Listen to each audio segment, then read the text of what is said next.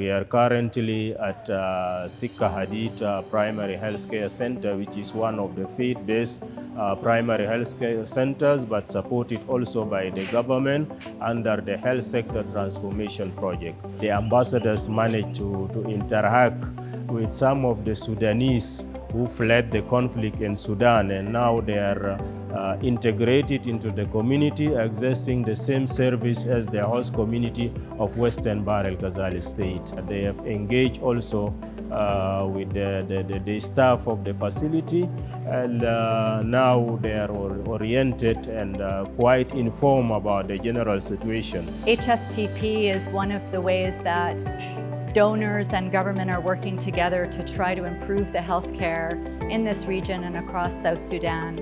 Today we heard from South Sudanese women and returnees from Sudan who are still suffering greatly financially, physically, and have to put their lives at risk to try to find adequate healthcare. It's critically important that the government spend the time and attention and the money to be able to support the basic needs of the citizens here, but most of all to return to messages of peace and return the country to a peaceful state so that the needs can be dealt with in a sustainable way. Today we have seen the antenatal services that are being carried out. We've seen the outpatient clinic for treatment of malnutrition. We've seen an under 5 clinic. We've seen children being vaccinated. We've seen children being treated for common childhood illnesses. This primary healthcare center is the first line of defense in the health system. And it is wonderful to see the support of the partners here through the HSTP program, but also the partnership between the government, the church, and the different partners, all providing frontline services for the children of South Sudan.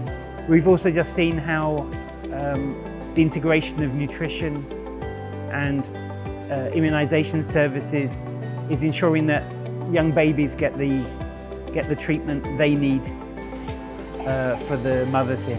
Through our support, we are funding a solar-powered facility which will ensure that the Wild Teaching Hospital will be able to get the electricity they need to maintain their services. Speaking to the people who've had to flee Sudan, obviously they're here on their own.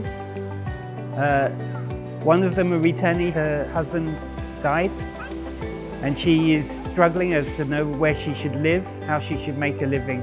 Yes, we can help in health, we can help in terms of initial support, but it is sad to hear just the everyday struggles of people who are having to deal with a situation of which they had no role in creating.